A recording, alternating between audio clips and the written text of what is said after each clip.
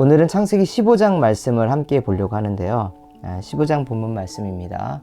제 15장. 이후에 여호와의 말씀이 환상 중에 아브람에게 임하여 이르시되, 아브라함아, 두려워하지 말라. 나는 내 방패요 너의 지극히 큰 상급이니라. 주 여호와여, 무엇을 내게 주시려 하나이까? 나는 자식이 없사오니 나의 상속자는 이 다메섹 사람 엘리에셀이니이다. 주께서 내게 씨를 주지 아니하셨으니 내 집에서 길린 자가 내 상속자가 될 것이니이다. 여호와의 말씀이 그에게 임하여 이르시되, 그 사람이 내 상속자가 아니라 내 몸에서 날 자가 내 상속자가 되리라. 하시고 그를 이끌고 밖으로 나가 이르시되, 하늘을 우러러 무뼈를 셀 수 있나 보라. 내 자손이 이와 같으리라. 아브람이 여호와를 믿으니 여호와께서 이를 그의 의로 여기시고 또 그에게 이르시되, 나는 이 땅을 내게 주어 소유를 삼게 하려고 너를 갈대아인의 우르에서 이끌어낸 여호와니라. 주 여호와여, 내가 이 땅을 소유로 받은 것을 무엇으로 알리니까? 나를 위하여 3년 된 암소와 3년 된 암염소와 3년 된 순양과 산비둘기와 집비둘기 새끼를 가져올지니라.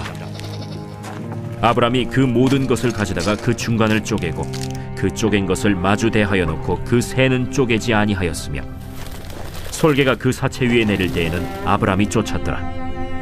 해질 때 아브람에게 깊은 잠이 임하고 큰 흑암과 두려움이 그에게 임하였더니 여호와께서 아브람에게 이르시되, 너는 반드시 알라.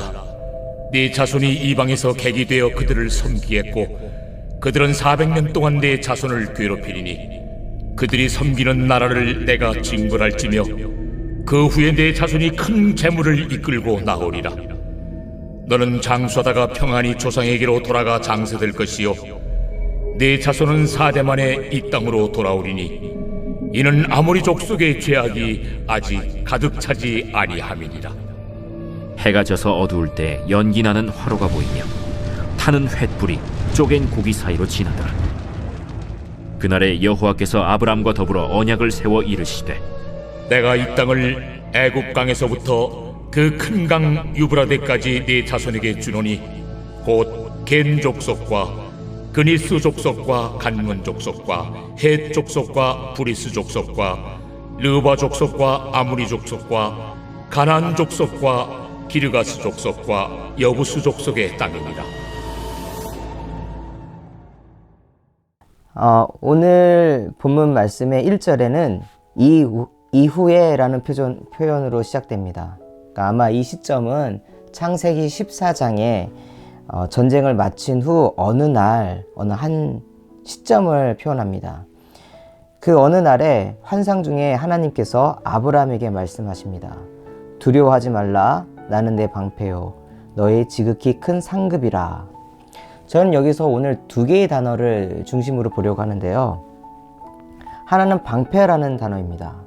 이 방패와 짝을 이루는 표현이 앞에 나와 있는 두려워하지 말라라 있는데, 아브라함의 입장에서는 고향이 아닌 낯선 땅에서 이제는 어느 정도 자리를 잡았고 지역 유지들과 동맹을 맺고 심지어는 전쟁에 나가서 승리할 수 있을 만큼의 어떠한 자립할 수 있는 큰 힘을 갖게 됩니다. 그런데 이런 성공에도 불구하고 여전히 아브라함에게는 그 어떤 의지할 만한 사람도 없고 또한 함께 할 수 있는 공동체가 없는 홀로 된 존재였습니다. 여기에 승리 이후에 그 자신이 이긴 그돌라오멜의 연합군이 다시 보복을 하기 위해서 돌아올 수도 있고요. 또한 소돔 왕이 14장에서 그에 대해서 고마움을 표현하기보다는 오히려 히브리인, 즉 용병이나 그 다음에 어떠한 돈을 받고선 일을 하는 외국인 노동자 취급하는 모습을 봤을 때에는 이제 그 헤브론 땅에서 자신의 세력을 강하게 갖게 되는 아브라함에 대해서 불만을 갖거나 시기하는 토착 세력이 있어서 쫓겨날 수도 있는 그런 상황이 되었습니다.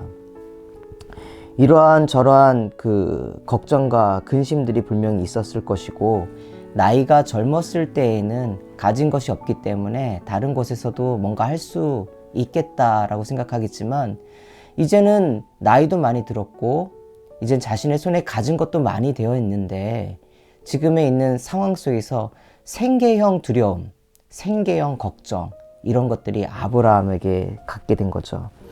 이런 아브라함을 향하여 하나님께서는 방패가 되어주겠다라고 약속하십니다. 보통 칼은 힘을 상징하고 누군가를 이길 때 쓰는 병기라면, 방패는 보호하고 지키는 데 쓰는 병기입니다. 하나님께서는 아브라함의 칼이 되어주겠다라는 표현보다는 정말 지금 아브라함에게 필요한 보호가 되어주겠다, 지키는 존재가 되어주겠다라고 약속을 하십니다. 하나님께서는 이 아브라함의 마음을 잘 이해하는 것처럼 우리의 삶 속에서도 우리의 필요가 무엇인지, 고민이 무엇인지, 그래서 가장 필요한 도움이 무엇인지를 아시는 분입니다. 아브라함에게 있어서는 칼이 필요한 것이 아니라 방패가 필요한 거죠. 지켜주겠다, 그렇게 약속하십니다. 그 두 번째 볼 단어는 상급이라는 단어인데요. 이 상급 앞에 수식어가 너의 지극히 큰 이라고 하는 수식어가 붙입니다. 근데 너의 지극히 큰 상급이 바로 무엇이냐면 하나님 자신이 된다는 것이죠. 앞서 전쟁에서 아브라함은 그 전쟁의 승리로 얻은 전리품들을 자신의 것으로 취하지 않고 소돔 왕에게 주고, 또한 전쟁에 함께 참전했던 헤브론에 같이 동맹했던 사람들에게 나누어 줍니다.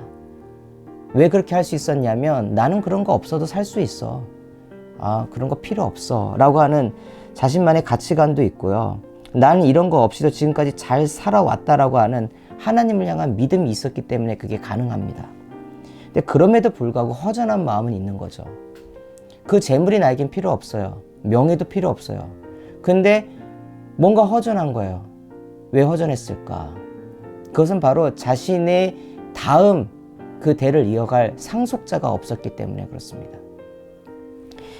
아브라함은 상속자를 세우고 싶었던 것 같습니다. 그런데 하나님께서 원하시는 것은 아브라함을 통하여 낳은 자녀인데, 아브라함은 아무리 봐도 자신은 자녀를 낳을 수 없다라는 자기 스스로에 대한 믿음이 없는 거죠.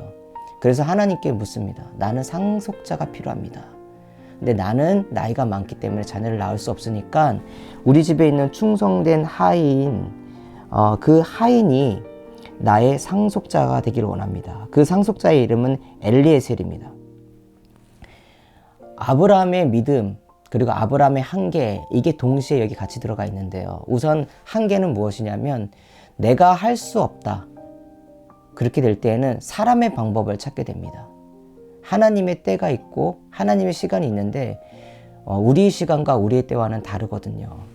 그래서 아브라함은 그 하나님의 때를 믿지 못하는 자신의 한계 때문에 자신의 방법으로 엘리에셀을 세우기를 요청을 합니다. 근데 이것이 한계이면서 동시에 아브라함의 믿음이에요.